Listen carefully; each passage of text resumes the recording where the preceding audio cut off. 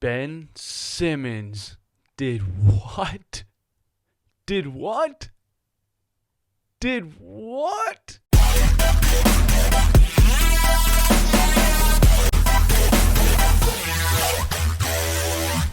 What is up, guys? DJ Eastwood, run it back. As always, hit that subscribe button if you like talking Philly sports every day, because that's what I do. Listen, man, I got the Dave & Buster's mug today because I'm tired of Ben Simmons playing games with me.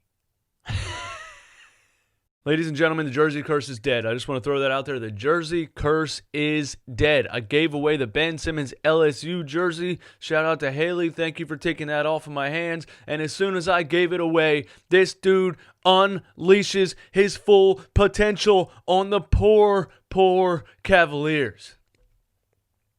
This is all we wanted from Ben Simmons, man. You know,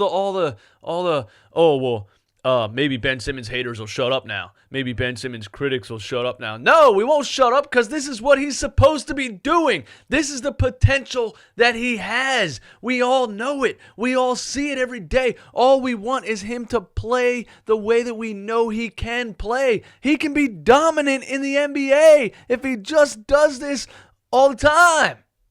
I'm not saying he has to score 34 points all the time. I'm talking about the confidence, the aggression, the willingness to take the shot. Now listen, man. Who got Ben Simmons the ball on that three-pointer? I'll tell you who. A point guard. A point guard ran a pick and roll and made a beautiful skip pass to hit our stretch four in the corner wide open for three.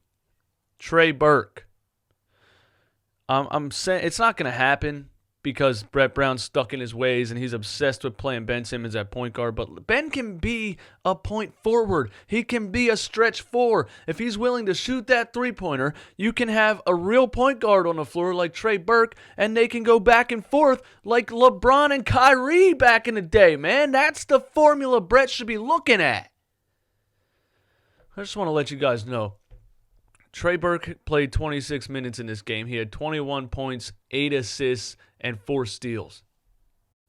Okay. The loss against the Wizards the other night, Trey Burke played 2 minutes. This is the signing in the offseason that we all knew was the big signing. The ball-handling guard that can score. That's what we've needed for years. And Brett Brown is still obsessed with Raul Neto for some reason. Just play Trey Burke, Brett. That's all you got to do. I know he's not going to start Trey Burke at the point guard. That's wishful thinking on my end. But he needs to play him with Ben Simmons a lot more. Ben needs that combo guard that he can feed off of in the half court, man. I think the bigger story of this game is the mid-range shots, not that three-point shot that he took. But the three-point shot was amazing, okay? It was beautiful. I was DJing at the time, and when Ben got that open three, I started to scream, and he hit it, and I almost beat up my friend Anthony. Like, I wanted to tackle him to the ground and beat him repeatedly. I don't know why. I was so happy I wanted to beat somebody up. But the bigger story is the mid-range shots and his willingness to take them. The turnaround post fadeaway that he had on Dellavedova, he can do that all day against midgets like that, man. He can do that all day. You're 6'10". They're putting a point guard on you. Take advantage of it and score. Then he had a little Euro step runner, one-footed lefty in the paint. That's all we wanted, man. That's what he was putting on Instagram all summer long. Those creative jump shots. That's all we want, Ben. Oh my God. Ben Simmons has this unworldly potential that needs to be drug out of him. It needs to be pulled out of him. Brett Brown's got to put a fish hook in the dude's brain and just yank it out of him. It's like he won't do it on his own. I can't figure out why, but he has that potential, and it just needs to be drug out of him by somebody. Now, Brett Brown said in the postgame that he would like Ben to take at least 1 3-pointer a game minimum and 8 free throw attempts minimum. Of course, we all agree with that, Brett. But guess what? You should have said this 4 years ago. We all know this is what needs to happen. How did it take this long for you to start to say this? When the dude broke his foot his rookie year and was out the whole summer, you should have been telling him to do it then. You don't wait 4 years to say it to the guy. But at least we're here. At least we're here. At least we're making progress. Ben is 23 years old. I personally tend to forget that. I believe a lot of Sixers fans tend to forget that. He is 23 years old. We all just want to see. We're not haters. We're not Ben Simmons haters. We criticize him because we all want to see him live up to his potential. And when there's players like Luka Doncic and Trae Young out here dropping 30-point triple-doubles like it's nothing, we know our guy can do that too, and we just want him to do it, man. That's all we want. Should we talk about the Cleveland Cavaliers? What's there even to talk about? It's a middle school basketball team, man. It's a red shirts versus blue shirts rec league pickup game team at the park. It's not a real basketball team. So, that's why they're saying people are overhyping this, blah, blah, blah, blah, blah. I'm not on that bandwagon. I'm not on the this is overhyped thing necessarily. I want to see Ben do it against good teams, obviously. But I think this game was great opportunity for Ben to attempt this kind of game. It was a great opportunity for him to take these shots, come out of his shell, and attempt to score like this. And I think it's going to do wonders for his confidence because he just proved to himself that he can do this. He can score 34 points in a game because he can shoot the ball. He can make threes. He can make jump shots. He just proved it to himself. So I like this game. I hope this confidence carries over against good teams because you know what they're going to do. I mean, Colin Sexton was playing him at the damn half-court line and getting blown by like an idiot. I was watching it happen. I was like, he's playing him way too far out. Ben's going to blow right by him, and he's blow by.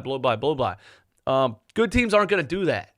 Good teams are going to sag off still. They're going to leave you up there. And I want to see Ben dribble into a walk-up three-pointer at the top of the key, man. I want to see Ben take that open shot, bring the defense to you, spread the floor. The last thing I'm going to talk about in this video is the hot topic right now also because, when Embiid's not on the floor, Ben Simmons unleashes something like this. And it's like, can they fit together or are they better without each other? Can they fit together? Or are they just better without each other? Obviously, the lane is wide open when Joel Embiid is not on the floor. And Ben Simmons is the kind of player that needs the lane to be wide open. I mean, this isn't rocket science. This is basic basketball stuff here, man. Ben, with Al Horford, has a wide open lane. He has much more opportunities to score. Al's a stretch five. Al can sit out to the three-point line and leave the lane wide open for him. And vice versa. When Joe's in the paint trying to do work down there and he has a point guard who's refusing to shoot, he can't go to work.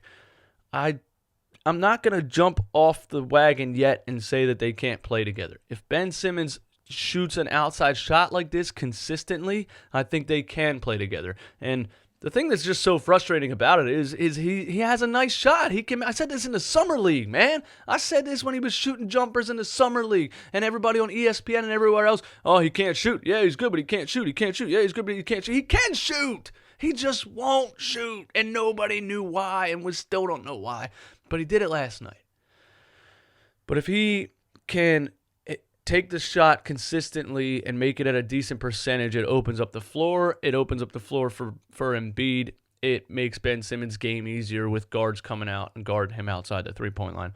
I do think you got to... The Al Horford signing doesn't make much sense.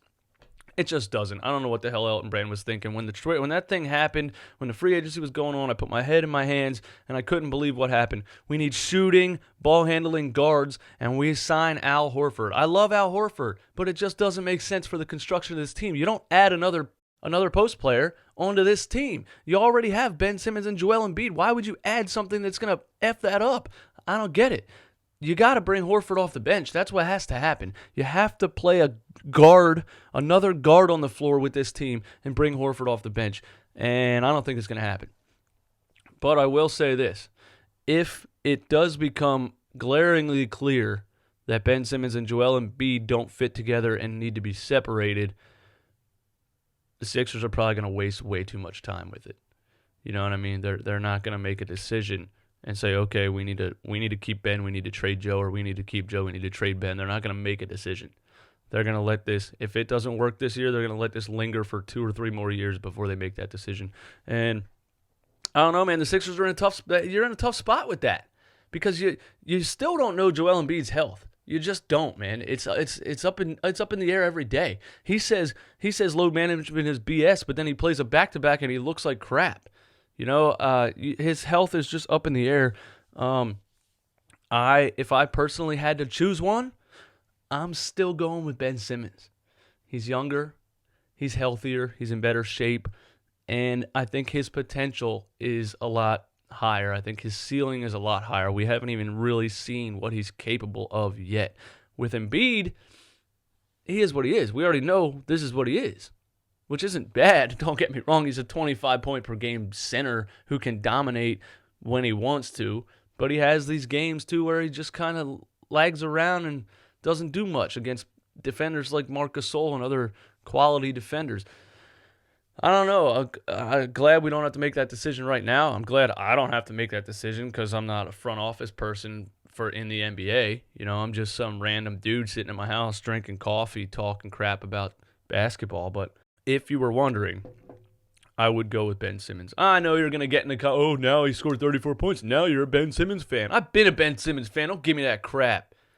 Why do you think I got the LSU jersey and the All-Star jersey and I have the rookie jersey? I was watching this kid play in high school, man. Don't tell me. I'm just kidding. Thank you guys for watching Run It Back. My name is DJ Eastwood. Let me know in the comments all your thoughts and opinions. Tell me I'm an idiot. Tell me I'm a genius. Tell me whatever you want to tell me.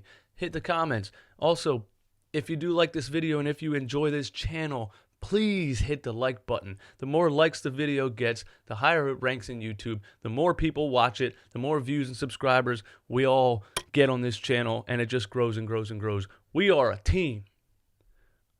Team Run It Back. Should we start saying that? Team Run It Back? I don't know. Thank you guys for watching. Have a great day. Peace.